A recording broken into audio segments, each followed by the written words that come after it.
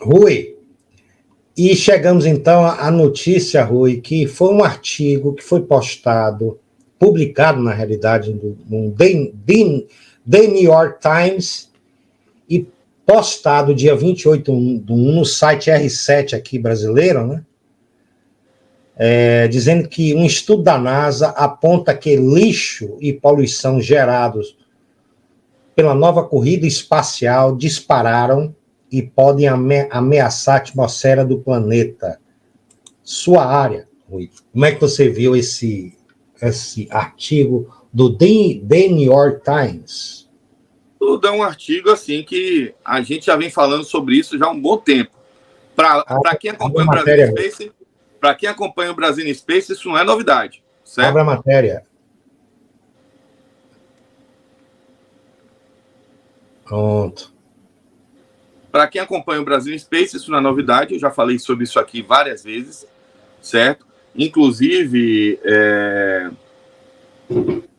eu gostaria até de... Eu tenho um material que eu publiquei no ResearchGate. Deixa eu ver. Deixa eu ver se eu abro pelo meu e-mail, que já abre mais rápido. ResearchGate, cadê?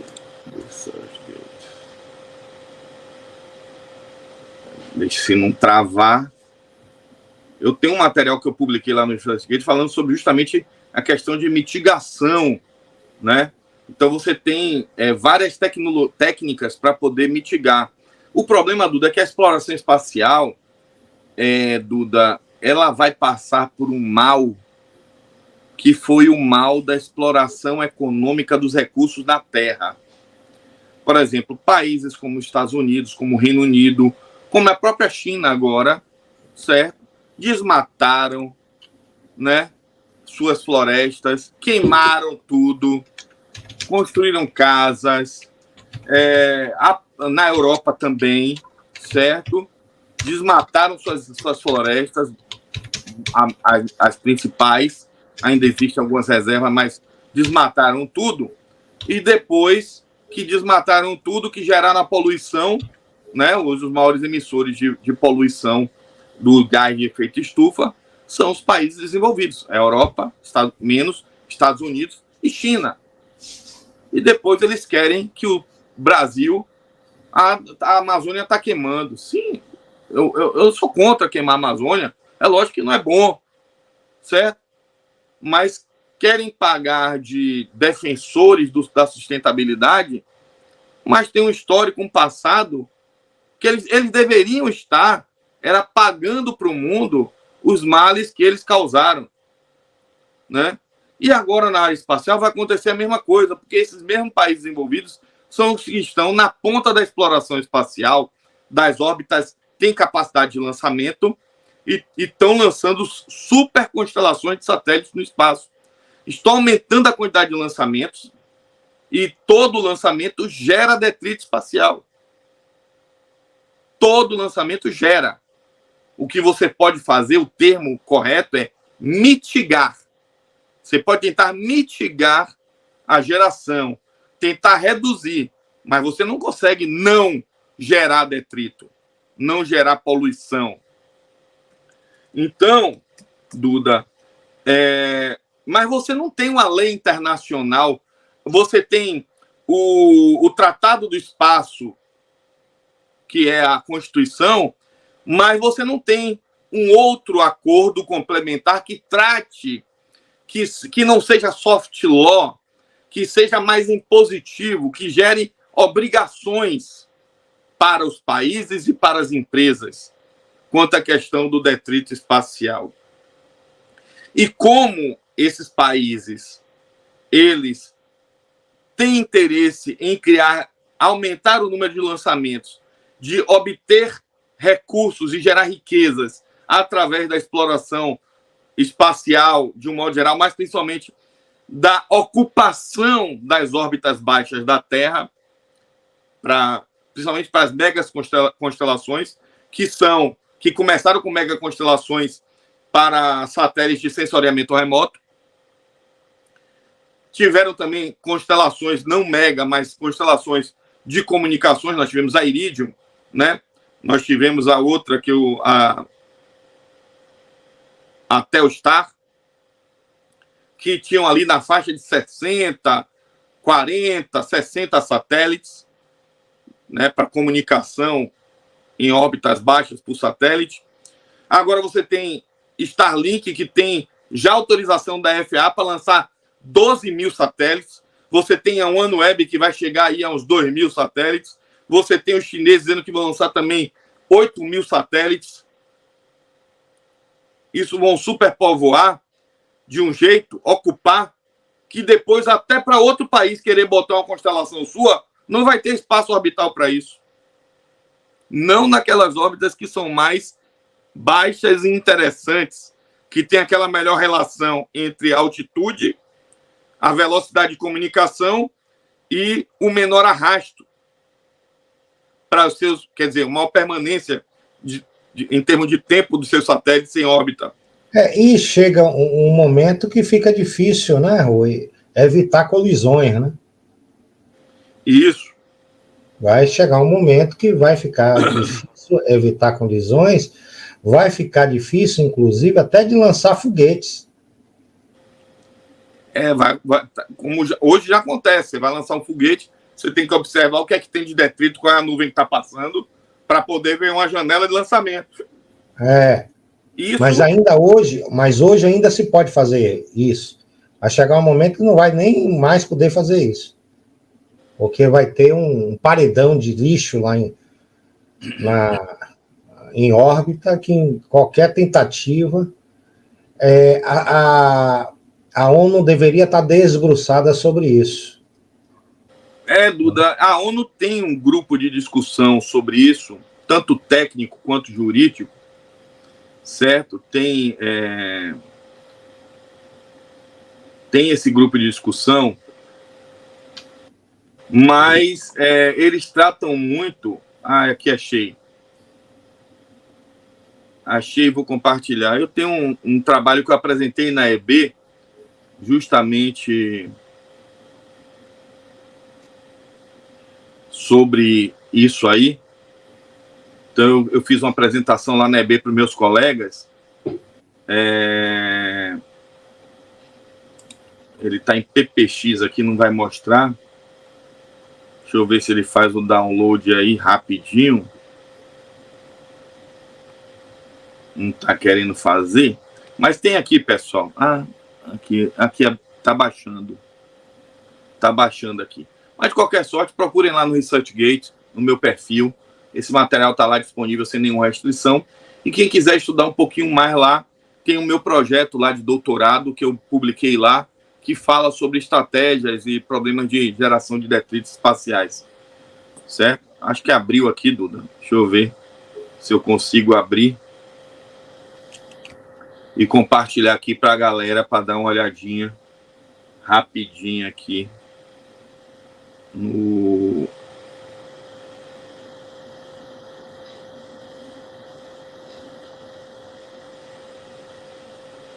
Mostrar no Finder aqui, deixa eu ver se eu consigo. Eu achei que estava visualizável lá no...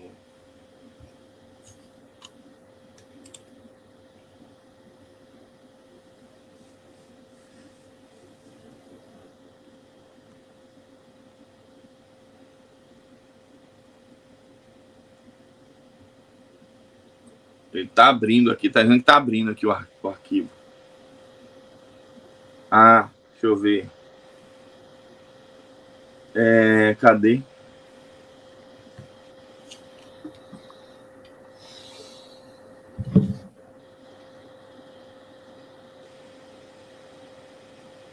Deixa eu ver se eu compartilho aqui, Duda, para a galera.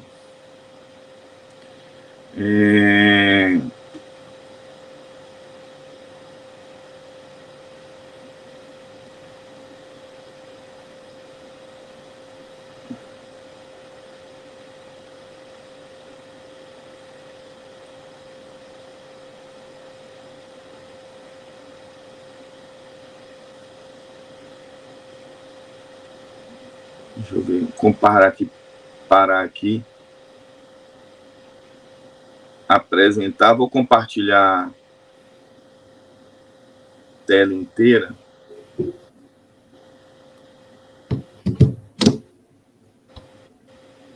Estão vendo a tela inteira aí? Estão vendo aí, Duda? Pronto. Chegou aqui, Rui. Pô, já tem esse tempo todo, velho. Então aqui eu falo, é lógico, eu falo sobre a exploração espacial, né? O que está acontecendo, o que aconteceu até aquela época, em 60 anos. Aqui eu trago alguns dados, né, sobre geração de detritos, né, falhas de lançamentos e tudo mais. Explico aqui mais ou menos, né, visualmente. E falando sobre como vai ser a exploração espacial no futuro, né? Que é isso aí, a tendência é detrito aumentar, porque vai aumentar a exploração espacial, vai aumentar a geração de detritos, né? Então, o roadmap é esse aí. E aí nós temos dois tipos de detritos espaciais. Os naturais, nós temos aqui os anéis de Saturno, são exemplos de detritos naturais. E nós temos artificiais, que são gerados pelo homem. Os naturais, eles surgem dentro do cinturão de Kuiper, dentro do cinturão de asteroides ali, depois de Marte, tem interação entre asteroides, eles colidem, geram menores, né, mas assim, isso a gente não tem um controle. O problema é que lá está numa área no espaço onde tem muito mais espaço do que aqui, certo? E onde não vai afetar, por enquanto, a nossa vida, né?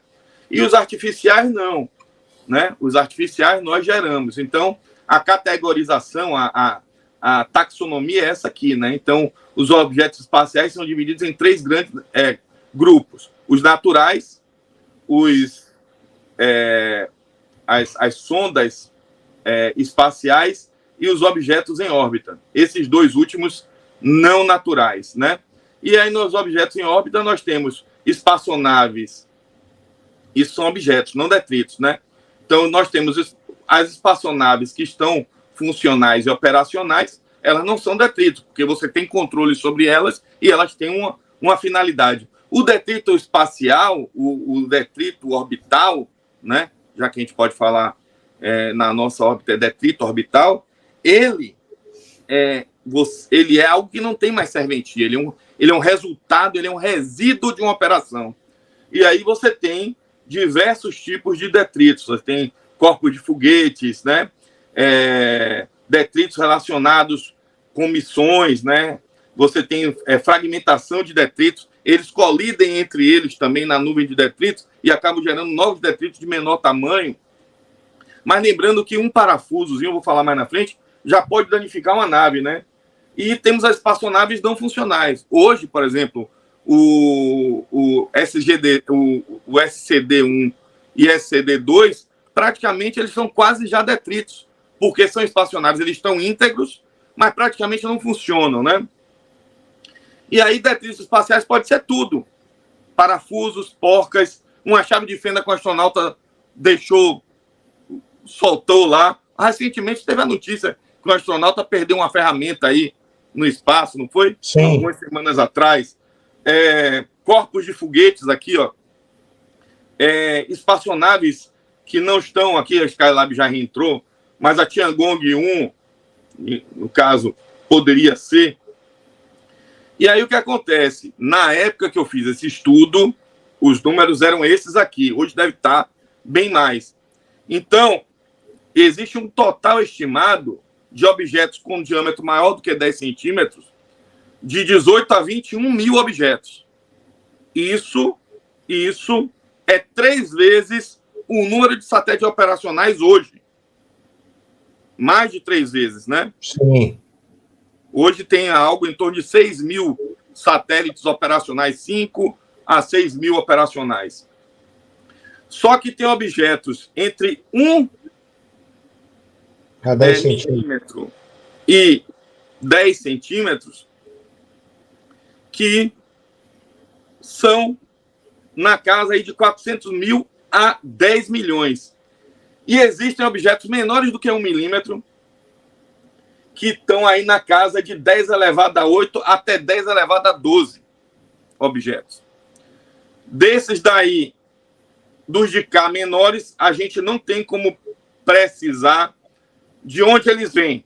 Mas dos maiores aqui, que são detectáveis daqui da Terra, Só esses daqui, com a tecnologia que nós temos hoje, são possíveis de serem detectados, rastreados daqui da Terra. Só esse grupo. Observe que é muito pouco em comparação com os outros, o total. Sim. Então, você tem aí, mais ou menos naquela época, 3 mil eram oriundos de satélites. 2 mil oriundos de estágios de foguetes que ficaram em órbita. Pedaços de estágio. Outras origens diversas de 13 a 16 mil. E esses são detectáveis facilmente aqui da Terra e representam 99% da massa. Mas lembrando, gente, lembrando que uma porca lá em órbita, ela está a 28 mil quilômetros por hora. Arranca a cabeça fora. Eu vou mostrar aqui. E esses outros aqui, eles são detectáveis, mas depende do tamanho e depende de como ele esteja em relação ao radar que está tentando detectá-lo. Certo? Se ele for muito fino, apesar de ser largo, e a depender da seção transversal dele no momento da observação, ele pode não ser detectável. E você tem aqui, os últimos aqui, dificilmente são detectáveis e a grande maioria. Opa. Lembrando que alguns deles, né, caem na atmosfera e queimam, né? Sim, existe eu mostro aqui a curva de decaimento. Observe que a grande maioria desses detritos está aqui na órbita baixa. Sim. E o restante está espalhado nas órbitas médias, geoestacionárias e altas órbitas da Terra. Aqui por causa de órbitas cemitério, né? Os satélites geoestacionários são Sim. jogados para órbitas cemitério que estão acima deles, né? Isso aqui é por altitude, isso aqui é por inclinação. E é por isso que eu fiz aquele estudo falando, ó, observe que a maioria dos satélites em órbita estão em órbitas de alta inclinação, acima de 60 graus. Entre 60 e 100 graus. Por isso que eu falo que Alcântara não é local de lançamento para satélites pequenos. Poucos satélites estão em quantidade em órbita equatorial, 0 grau. A maioria deles geoestacionários e em órbitas muito altas, certo? Mas a grande maioria dos pequenos satélites de observação da Terra, etc., estão em órbitas com inclinação maior do que 60 e até 100. E alguns poucos em órbitas retrógradas, em termos de inclinação. Uhum. Aqui eu não vou passar animação, não. Aqui, Duda, é a evolução dos detritos desde o início da exploração espacial. Observe aqui, ó, que existem picos. Ó, ele vem numa tendência aqui, ó, daqui dá um salto. Cada salto desse representa ou um incidente, uma explosão de um veículo, uma colisão entre satélites, certo? Ou o uso de um míssil anti-satélite, como aqui, ó. Sim. Certo? Então, a colisão do Irídio com o Cosmos aqui, ó, estava aqui, ó, nesse patamar. Olha como subiu. Aqui, ó, o míssil, o anti-satélite chinês que destruiu em 2007 um satélite chamado Feng-1 chinês. Olha o salto que deu. Foi a maior geração de detritos da história. Foi esse aqui. Isso daqui, essa linha, é o total de objetos. Essa linha... Isso aí já foi criminoso, viu, gente? Isso aí já foi criminoso. Um absurdo. Essa linha rosa representa os fragmentos de detritos. Quer dizer, detritos gerando detritos. Sim. Detritos gerados entre interações entre detritos. Aqui, ó, são detritos oriundos relacionados com missões. Em laranja, o azul de espaçonaves, você vê que é uma curva, ó, crescente, e corpos de foguete, que vem quase que estabilizando.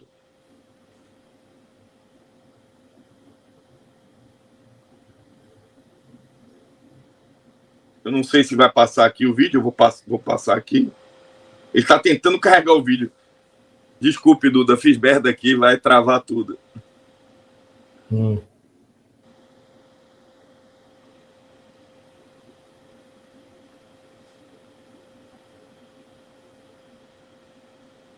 Ah, pronto. Vamos voltar aqui. Pronto. Vamos voltar aqui. Ó. Isso aqui, Duda, foi um cálculo que eu fiz na época.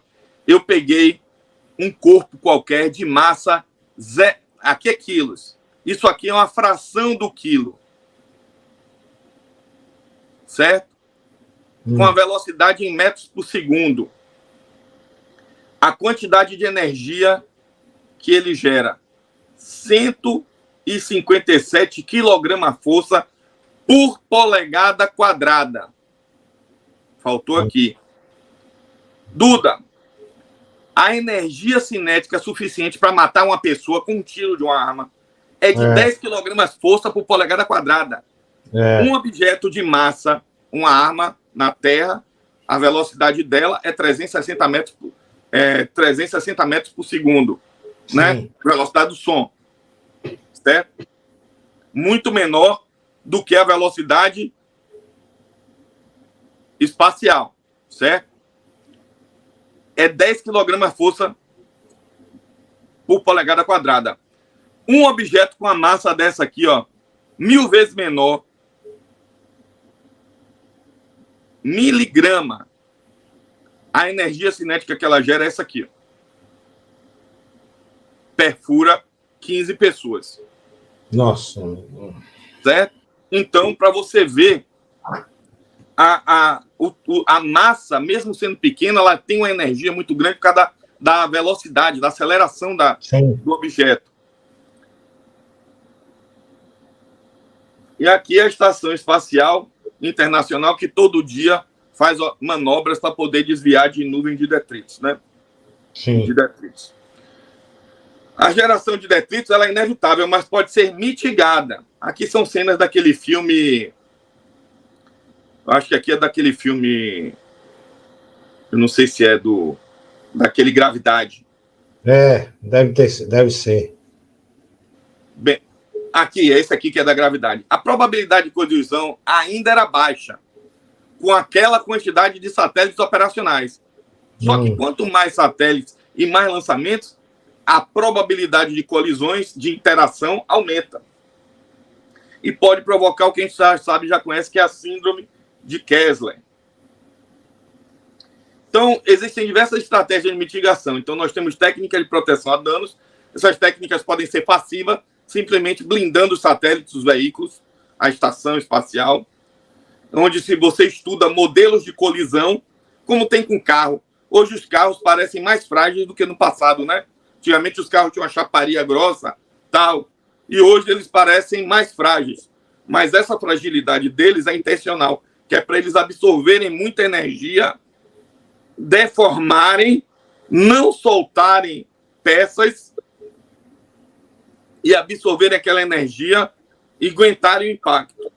Então você vê que hoje os carros são mais seguros, as células de sobrevivência, do que até no passado. Então a ideia da blindagem é, através de estudo de modelo de colisão e fragmentação, você evitar que um detrito batendo no satélite, batendo na nave, venha a perfurar, a destruir e a gerar detritos. Tem as técnicas ativas, que são evitando colisões. Essa tentativa de evitar colisão, ela pode ser não autônoma. Então, a Estação Espacial Internacional, existem pessoas que ficam lá monitorando quando identifica uma possibilidade de interação. Eles fazem uma manobra, sobe e desce a estação, né? Não muda a inclinação, muda a altitude.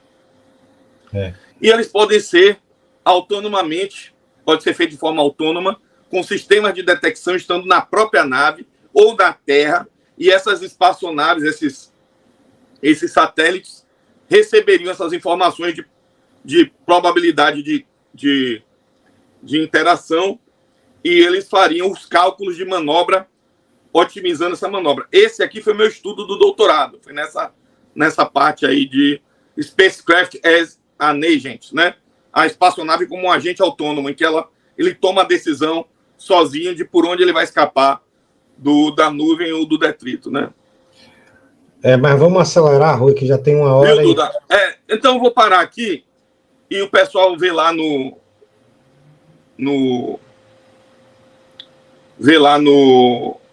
ResearchGate, tá lá o material. Não esqueça de dar o joinha e de se inscrever no canal para ajudar o Brasil in Space, ok? A gente poder fazer vídeos, está sempre inovando como a gente está fazendo aqui. Valeu!